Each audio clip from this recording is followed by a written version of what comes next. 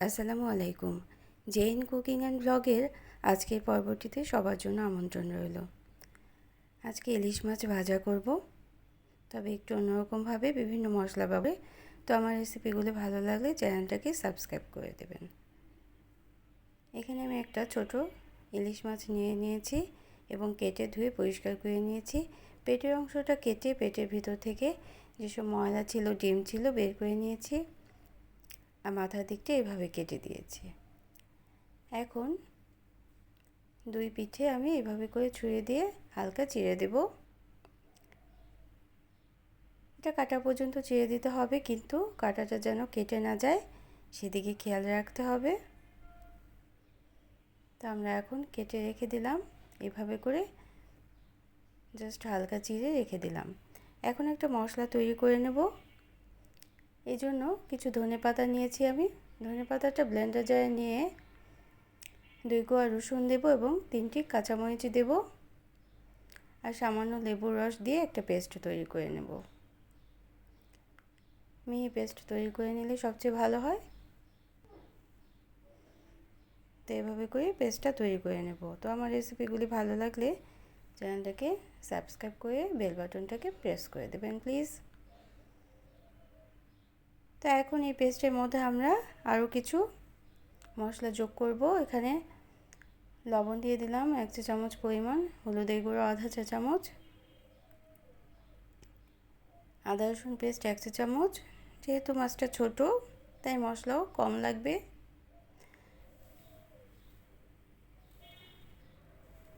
শুকনো মরিচের গুঁড়ো দিয়ে দিলাম 1 চা চামচ।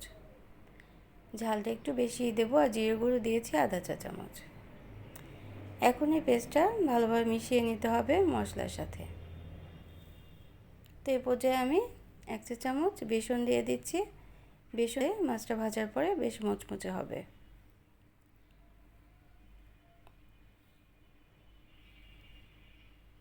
তো এই মিশ্রণের মধ্যে আমি সামান্য তেল দিয়েছিলাম। তেল দিলেও মিশ্রণটা মাছের গায়ে লাগাতে খুব এই জন্য।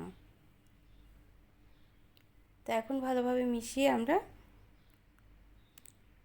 মাছের উভয় পিঠে খুব ভালোভাবে এভাবে করে মিশ্রণটাকে লাগিয়ে এটা ম্যারিনেট করে রেখে দিতে হবে প্রায় আধা ঘন্টার মতো।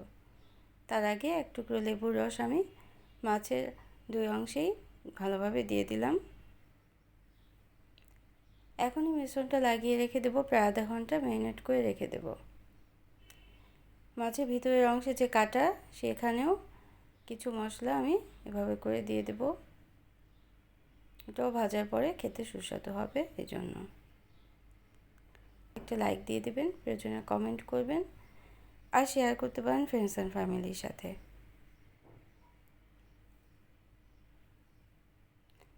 যারা আজকেই নতুন আমার চ্যানেলটিকে ভিজিট করছেন তারা চাইলে চ্যানেলটাকে সাবস্ক্রাইব করে বেল বাটনটাকে প্রেস করে দেবেন।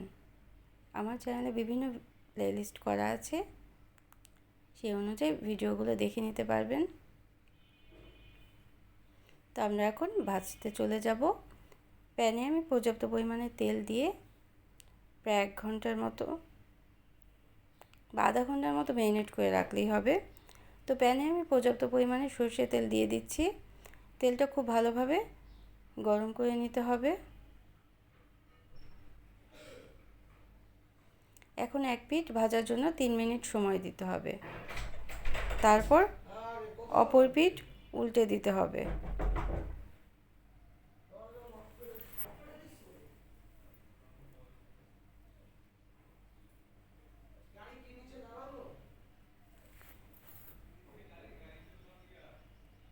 এবার বাকি মশলাগুলো দিয়ে দিলাম। তেল উপরে ছড়িয়ে একটু সময় নিয়ে ভেজে নিতে হবে, কিন্তু লো আঁচে রাখতে হবে।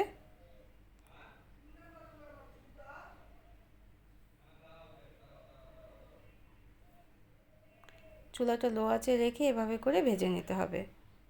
তো এরকম আরও নিত্য নতুন রেসিপিটা পাওয়ার জন্য চ্যানেলটাকে সাবস্ক্রাইব করে বেল বাটনটাকে প্রেস করে দেবেন। বেল বাটনটাকে প্রেস করে দিলে নোটিফিকেশনটা পেয়ে ভিডিওগুলো দেখে নিতে পারবেন। তো পুড়ে যেন না যায় সেদিকে খেয়াল রাখতে হবে। খুব বেশি সময় কিন্তু লাগবে না ভাজতে।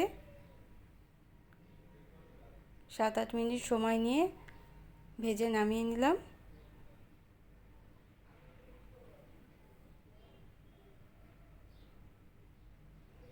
তো এই তেলের মধ্যে আমি কিছু সবজিও ভেজে নেব এবং পেঁয়াজ ভেজে নেব। সবজি হিসেবে বিভিন্ন সবজি ব্যবহার করা যায়, যেমন ক্যাপসিকাম, গাজর, এগুলো খুব সহজেই তাড়াতাড়ি কুক হয়ে যায়। এই জন্য হালকা ভেজে এই মাছের সাথে পরিবেশন করলে খেয়ে নিলে খুব বেশি ভালো লাগে। তাছাড়া এই মাছ ভাজা এভাবে করে যে কোনো গরম ভাতের সাথে, খিচুড়ির সাথে, পোলাওয়ের সাথে খুব বেশি ভালো লাগে। অতিথি আপ্যায়নে এরকম একটি মাছ যদি পরিবেশন করা যায় তাহলে সবার কাছে প্রশংসা কুড়াবেন। তো যারা এতক্ষণ আমার সাথে থাকলেন সবাইকে অসংখ্য ধন্যবাদ। তো মাছটা ভেজে আমরা নামিয়ে নেব।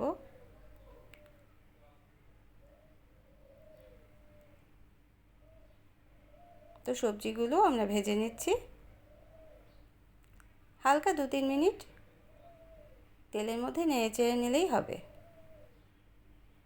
নিয়ে নামিয়ে নেব।